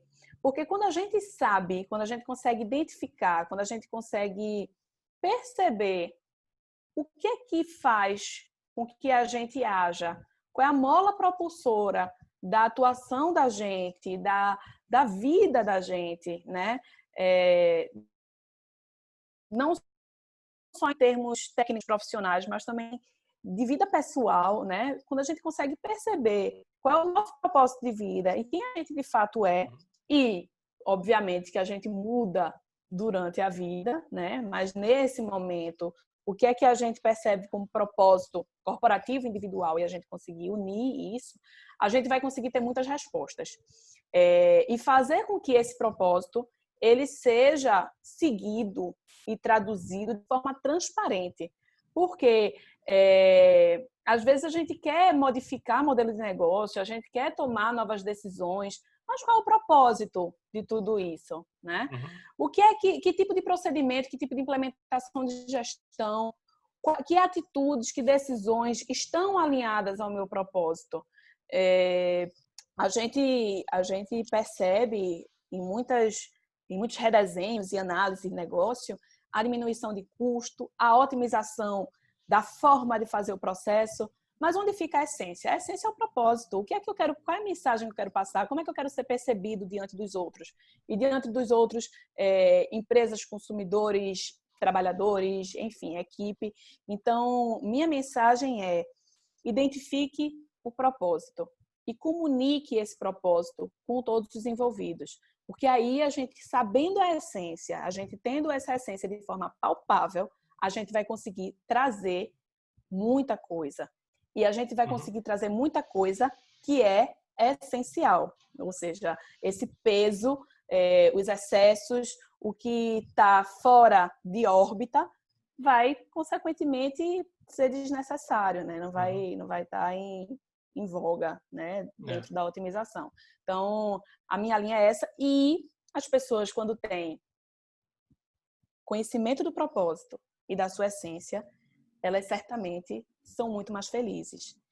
E não é o resultado que traz a felicidade. São pessoas felizes que geram resultado. Então, é uma cadeia de pensamento, né, muito integrada. A gente precisa entender propósito, ter essência, atividades essenciais, assim as pessoas serão felizes e, consequentemente, a gente conseguirá ter bons resultados. Então, unir os três, passando a mensagem de entenda o porquê do que você faz e de quem você é. Né? Uau! Muito bem, bonitinha. Olha só, bem nessa linha, cada vez mais, o que me parece que a gente está conseguindo aprender, né, e talvez essa seja uma grande lição, gestão, se eu pegar uma definição bastante ampla, nada mais é de que como é que eu consigo organizar os meus ativos da melhor maneira possível, da maneira mais eficaz e eficiente para ter os melhores resultados, né? E agora, o próprio jeito, a forma de trabalhar, a forma de liderar, olhando então o seu ponto de vista das pessoas, está se questionando. Quer dizer, então talvez supervisores, gerentes, etc., eles descobriram que eles não precisavam estar do lado do sujeito ali para ver se o sujeito estava trabalhando, né? E na realidade eu vou ter que ter uma relação mais madura, porque o que me interessa é se você vai me entregar o que você tem que me entregar. Se você fez aquilo das 3 às 4 da manhã porque você opera melhor nesse horário, para mim, no limite, sem entrar em questões trabalhistas legais, no limite, isso aí estaria tranquilo. Então, me parece que tem uma grande fonte de aprendizado aí. Coincidentemente também, esses dias eu fiz um vídeo, de algumas semanas eu acho, e eu peguei alguns insumos lá de um estudo do Fórum Econômico Mundial e do Instituto para o Futuro, que eles fizeram há poucos anos aí dizendo o que seria o perfil profissional no futuro, né, que está chegando, já chegou. E por incrível que possa parecer, nisso aí os caras acertaram, tá? Tem uma série de atributos ali que as pessoas precisam ter, porque na sequência disso que a Sofia falou, quer dizer, quando eu tenho o propósito, quando eu tenho o norte, quando eu tenho a direção clara, fica mais fácil eu outorgar aquela flexibilidade que a gente estava comentando, e fica mais fácil eu ter delegações em todos os níveis do meu processo de tomada de decisão, né? E aí com isso eu consigo fazer a organização ficar mais ágil, porque uma das coisas hoje que ela causa essa gordura ou esse inchaço das organizações é que na realidade, e isso a proximidade física ela ajuda a atrofiar, que é o seguinte, né? Se eu tenho isso também é um paradoxo, né? Se eu consigo muito facilmente acessar o meu gerente, o meu diretor, no momento que eu tenho que tomar uma decisão, eu vou atrofiar o meu músculo de tomada de decisão, né? Então, qualquer coisinha eu vou lá e pergunto para ele. Só que com isso eu tenho todo um achatamento da minha estrutura organizacional, né? Porque eu tenho o diretor fazendo trabalho do gerente, o gerente fazendo trabalho do supervisor, o supervisor fazendo trabalho do cara na operação, só que lá em cima vai faltar um nível, né? Porque tudo achatou. E uma das causas desse achatamento é essa proximidade na hora da tomada de decisão e essa proximidade me atrofia em todas as pessoas exercitar o músculo da tomada de decisão. Então, me parece que essa descentralização forçada, né, via teletrabalho, obviamente, ela traz um benefício que as pessoas tiveram que exercitar de alguma maneira um pouco mais essa flexibilidade e a sua tomada de decisão, né?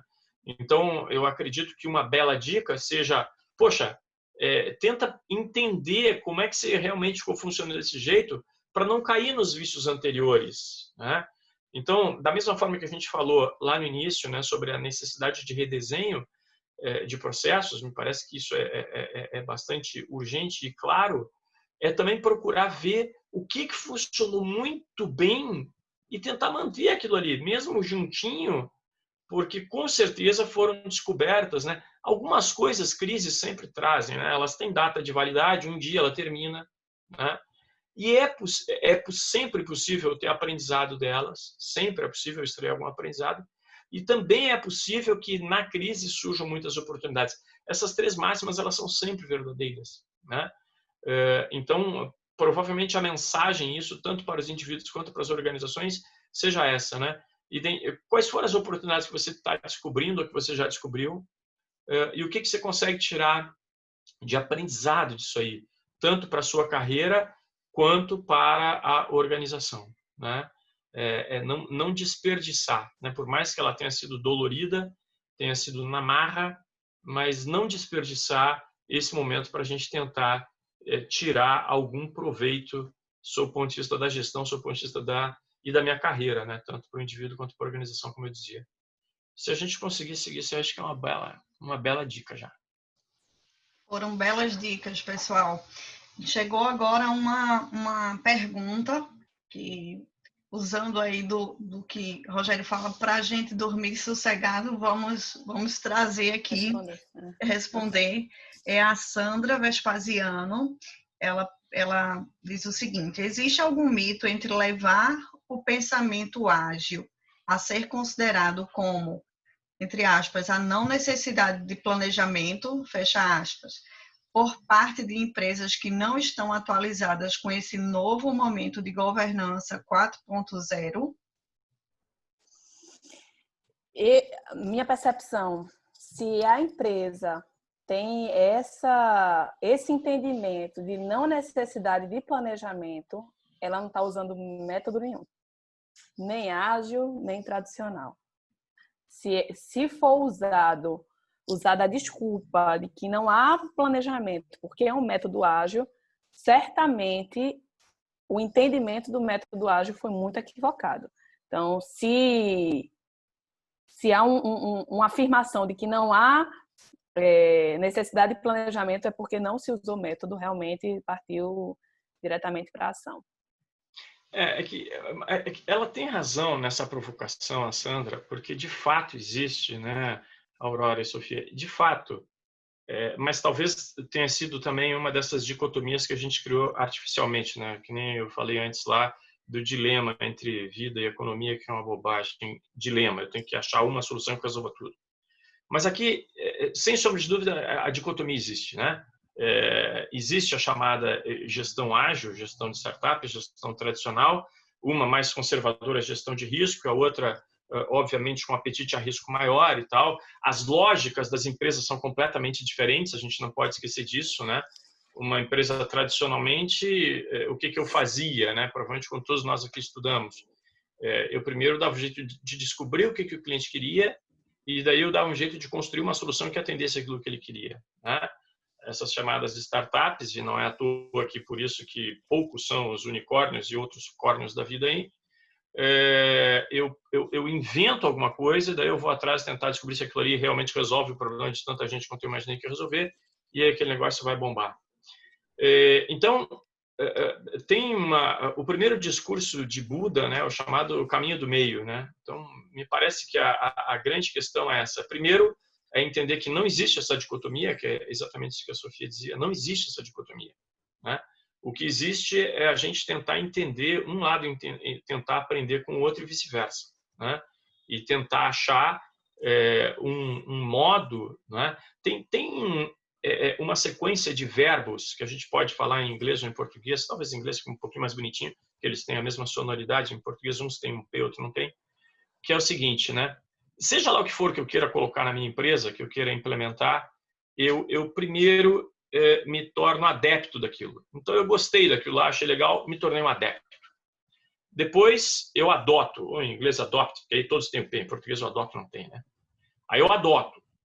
Quando eu adoto, inicialmente aquilo ali vai ter a cara do livro que eu li, vai ter a cara da consultoria que eu contratei, vai ter a cara do curso que eu fiz, ou vai ter a cara da visita de benchmarking que eu fiz. E depois eu tenho um terceiro que é o adapt, é o adaptar. Aí eu vou adaptar aquilo para o meu jeito, né?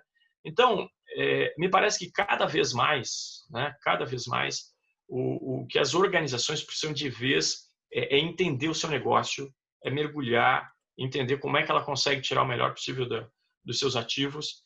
Não existe regra pré-fabricada, né? Há poucos anos atrás, o próprio Jack Welch falou uma obviedade, mas foi importante que ele disse, né? Ele disse assim, se eu assumisse hoje a General Electric, né? Talvez eu não tivesse 1/10 do sucesso que eu tive naquela época. Eu me lembro que há vários anos atrás eu vi uma dissertação de mestrado nos Estados Unidos que o sujeito tinha pego lá 30 anos de publicação de livros na área de business, de management, né? Gestão, negócio e tal. E, assim, o percentual de títulos, enfim, de estudos, de publicações que ele achou que fossem de coisas universalmente aplicáveis era muito baixo. A grande maioria do que ele encontrou eram o quê? Eram relatos de alguma coisa que funcionou muito bem num momento histórico daquela organização, com aquelas pessoas, etc, etc, etc. Né? Por isso que essa fala do Jack Welch foi tão interessante. Enfim, a questão, e me parece que isso é um esforço permanente que todas as organizações deveriam estar buscando, né? É ela realmente entender do seu negócio. Né? O que eu preciso, o que dá certo aqui, porque cada uma ela é única, né? Cada organização tem a sua estratégia, está operando com o seu negócio, ela tem a sua missão, ela tem os seus processos, tem as suas pessoas, tem os seus procedimentos, quer dizer, não tem, é claro que eu posso olhar para o lado para me inspirar, mas essa necessidade de executivos, de donos de empresa, de entender o seu negócio, não ficar fingindo que entende ou empurrando, ou ele não mergulha porque alguém vai cuidar daquilo ali para ele. Isso é um risco enorme, né? Eu preciso entender as entranhas do negócio, né? E para isso eu preciso mergulhar, eu tenho que estudar, não adianta, né? Até porque se a gente começar nessa linha, é bastante provável que o sujeito consiga encontrar aí 2, 3, 4 autores, um dizendo o outro. Isso é natural, né? E aí o que ele vai fazer? Então, essa capacidade, quando a gente fala de adaptação, também é isso, né? Vamos entrar com um monte de coisa ali, eu vou ler um monte de coisa, eu vou ouvir um monte de maluco aí no planeta e vamos decidir por aquilo que parece fazer mais sentido no nosso negócio, né? Adaptar, eu me torno adepto, eu adoto e eu adapto. E aí fecha com aquela adaptabilidade que eu insisti tanto lá no início, né? Muito bem, muito obrigado de minha parte, dona Sandra. Obrigada também. Sandra registrou aqui os agradecimentos. A gente ficaria aqui conversando mais tempo, mas o tempo também... Deixa eu só complementar. Fabiana fez uma indicação do livro Encontre Seu Porquê, um guia prático para descobrir o seu propósito e sua equipe, né? E eu trago essa indicação também, de Simon Sinek, Como Motivar Pessoas e Equipes a Agir. É o Porquê, o nome do livro. Também fala sobre propósito e entendimento dessa motivação, nessa mola propulsora, né? Tanto das pessoas como de equipes organizacionais. Bacana. Obrigada pelas indicações, Fabiana, Sofia. E eu queria, para finalizar, pedir para que Rogério e Sofia falassem um pouco dos seus trabalhos, do que vocês estão desenvolvendo, dos planos para 2020.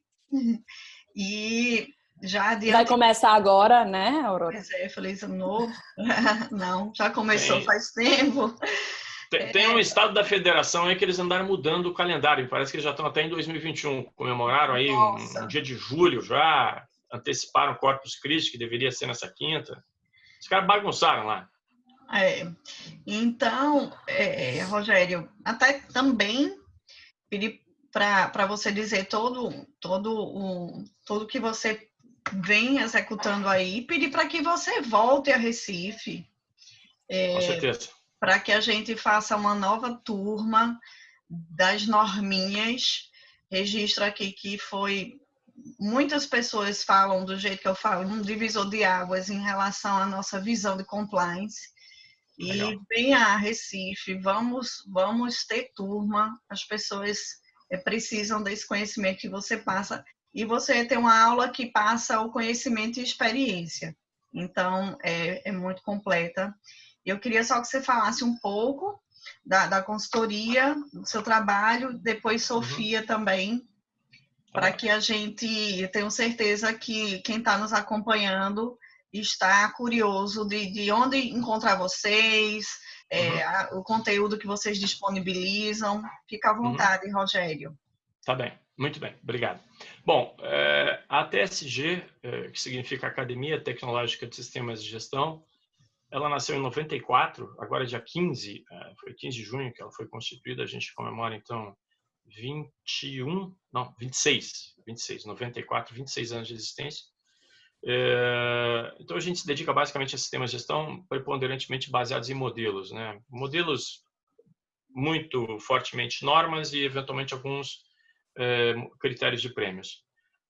A nossa atuação principal ela é com formação de profissionais de sistemas de gestão e dentro de profissionais, especialmente auditores, né? Então, desde 1999, agora início de julho a gente completa 21 anos, então a gente sempre tem cursos para formação de auditores com reconhecimento formal. Atualmente a TSG ela tem reconhecimento pelo RAC aqui no Brasil, que é o Registro de Auditores Certificados. Temos reconhecimento pela World Compliance Association, no caso específico dos auditores de compliance anti-suborno, e obtivemos nesse ano reconhecimento pela ProCert, que é uma outra certificadora de pessoas também, com um escopo bastante amplo, que ela baseou a nossa certificação, acreditação numa norma chamada ISO 29990. Por coincidência, e aí realmente foi coincidência, né? A gente já vinha há algum tempo estudando alternativas de oferta de cursos online, e a partir do final do ano passado, especificamente outubro, novembro, por ali, o RAC aqui no Brasil ele autorizou que uma parte da nossa carga horária fosse online, ele autorizou até 8 horas, e a gente já tinha instalado isso, e depois quando a gente obteve então a certificação e a acreditação da ProCert, a ProCert aceita integralmente. Então o que ocorreu é que desde abril, basicamente a gente está oferecendo hoje todas as nossas capacitações também online, tá? Com reconhecimento, com registro, tudo direitinho, com vários meios de interação. Mesmo os nossos cursos que são com aulas gravadas, nós temos encontro todas as quartas-feiras, hoje a gente vai ter todas as quartas-feiras às 19 às 21 horas. Então a gente procura ter uma série de formas de interagir de maneira síncrona, né, com os participantes, para não ficar só aquele negócio lá do sujeito no canto dele, vendo vídeo, respondendo perguntinha de marcar alternativa. Então com isso acabou que por mera coincidência ou não, sei lá, entenda como quiser, a gente acabou tendo uma forma de oferta dos nossos produtos. O nosso último treinamento que eu tive, pelo menos do nosso time, o nosso último treinamento que foi presencial, ele terminou numa sexta-feira, 20 de março. Né? De lá para cá, praticamente tudo que a gente fez foi, seja consultoria, seja treinamento, foi online. Onde é que vocês nos encontram? Vocês nos encontram no LinkedIn, no Instagram. No Instagram é @TSG Brasil, @TSG Brasil. Nos encontram no YouTube, tem bastante conteúdo gratuito lá também. A nossa plataforma é atsg.online, atsg.online. Tem um curso lá de reciclagem de auditores que é gratuito, qualquer um pode fazer, vai ser um prazer até receber o feedback. E para achar o nosso canal no YouTube, como ele ficou meio grandão, se você digitar bit, B de Bravo, né, B de Brasil, bit.ly, bit.ly/ATSG YouTube, você cai no nosso canal do YouTube. Então, e tem o meu blog, que é rogeriomeira.com.br, tá? Então, o nosso conteúdo gratuito ele está nesses 4 lugares, né? Blog, LinkedIn, Instagram e o YouTube. Basicamente é isso. Nos divertimos fortemente formando auditores. Eu contei esses dias, deu 16, acho que 18 normas. Hoje a gente já tem regularmente cursos formando auditores nelas, tá? 18. Já é um pouquinho de norminha, incluindo essas todas que eu falei aqui, tá? 30.401, 17.091, todas essas tranqueiras já estão lá. É basicamente isso. Perfeito. Rogério, só uma sugestão. Todos esses links para encontrar você, se você puder escrever no chat. Ah, sim. Boa. Né? Porque Boa. aí todos Excelente conseguem ter sugestão. acesso. E aí eu vou falar um pouquinho de mim, né? Eu sou Sofia, como já me apresentei, né? Sou sócia da GK Consultoria. A GK ela tem 5 anos de atuação, tá? É uma empresa jovem, né? E surgiu com o intuito, né, de trazer de forma mais simples a gestão para negócios jurídicos. O que a gente tinha percebido na época, né, eu já tinha trabalhado em consultoria, trabalhava dentro de um escritório de advocacia como gestão interna, e a gente percebia uma demanda muito forte do mercado de escritórios, né, desse meio jurídico, de ter uma gestão, mas nem todos tinham condições de ter uma equipe interna de administradores, fazendo com que a gestão, de fato, fosse efetiva. Então, a gente veio com a proposta de trazer essa gestão e de facilitar, né, esse mercado, fazendo com que cresça de forma sustentável, né? E aí o trabalho da gente foi surgindo, se ramificando, e outras pessoas também tiveram interesse, né? Então, gestão é gestão em todo lugar, né? A gente se especializou dentro do mercado jurídico, né? Então, o modelo de negócio, escritório da advocacia, a gente tem um bom domínio, né? E a gente se permitiu ter um bom domínio em outros modelos de negócio também. E como nós fazemos um trabalho muito pessoal, né? Realmente muito colaborativo, essa questão da gente ter domínio do modelo de negócio é crucial. Então, a gente consegue ver formas diferentes e inovar, né, dentro do modelo de gestão, a depender do nicho que a gente vai atuar, com esse domínio, né? E isso vem muito do perfil também, do nome da nossa empresa. Nós somos GK Consultoria, mas GK é uma abreviação do nome Glieskite. Glieskite é um sufixo alemão que ele não significa nada, absolutamente nada. Ou seja, eu, Sofia, não significo nada, não sei de nada e não vou fazer nenhuma modificação na sua empresa, a não ser que eu me junte a você. Então, a GK, ela é um vetor, né, e se junta a outras raízes, como Forte Glieskite e Muglieskite, e que as palavras traduzidas são possibilidade e excelência. Então, nós somos o vetor que, junto aos negócios, damos possibilidade a ele ser um negócio de excelência. Então, realmente é um trabalho em conjunto. Essa semana eu finalizei um projeto e fiquei muito feliz com a definição, dizendo: Sofia, você esculpiu o nosso negócio. Então, na verdade, a essência já existia. Eles são bons, todos vocês são bons. Vocês estão até aqui porque são bons, mas a gente vai lapidando o negócio para a gente conseguir fazer mais resultado, fazer pessoas felizes com o resultado desses negócios. Então, é realmente esse o propósito. E a nossa atuação é em 5 vertentes de gestão: gestão estratégica, gestão operacional dentro de BPM, gestão financeira, então a gente faz tanto a otimização de procedimentos financeiros, como também planejamento financeiro, né? Gestão de clientes, então de plano de relacionamento com o cliente, como também de captação, e gestão de pessoas, numa vertente de recrutamento e seleção, mas também de avaliação de desempenho e plano de desenvolvimento profissional. Então, é uma gama de gestão que a gente consegue trabalhar bem em diversos aspectos, com diversas empresas. E se eu me delongar muito, vocês vão ver que eu não paro de falar, né? Mas é porque eu sou apaixonada pelo que eu faço e por essa interação com vocês, né? Realmente, quando a gente se junta, e é isso que eu prezo muito, estar junto, e vocês podem perceber como é difícil para mim estar separado dos meus clientes, das pessoas que eu vivo no dia a dia por conta desse isolamento.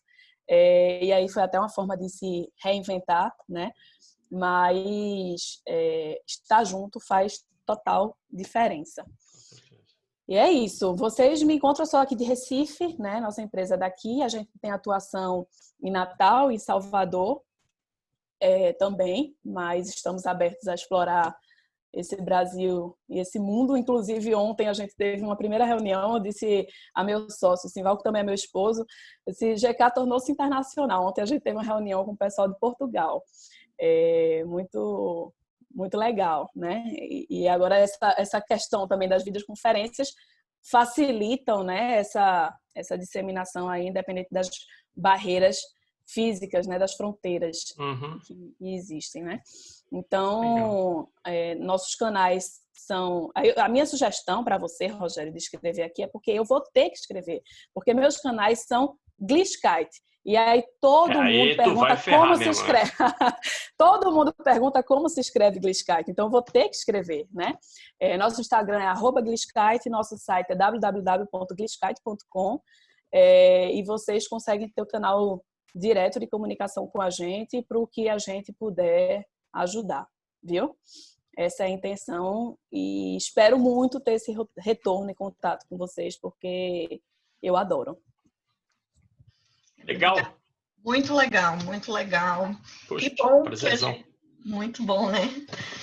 É uma pena, mas assim, enquanto durou, foi maravilhoso, pessoal. Agradecer a confiança, terem aceitado esse convite desse projeto, que venham novos, porque realmente o conteúdo dos meus amigos, esse é um projeto de amigos, são conteúdos relevantíssimos, a gente não pode perder esse contato, e que bom que vocês vão deixar o contato para a gente eternizar aí esse momento.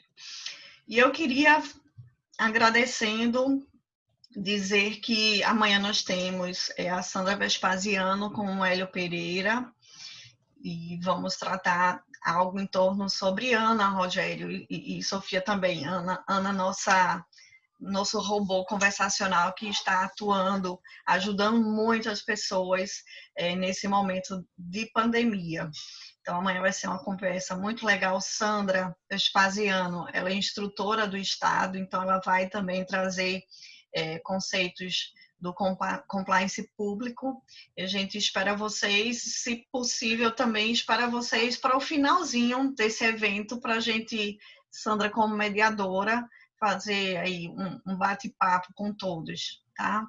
Eu acredito que vai ser mais um momento de a gente se rever e trocar mais algumas convicções, dúvidas e incertezas ou certezas de tudo aí que a gente está vivendo. Eu queria finalizar com um poema que foi Luiz Domingues, que colocou no nosso grupo de estudo aqui de compliance, aqui de Recife.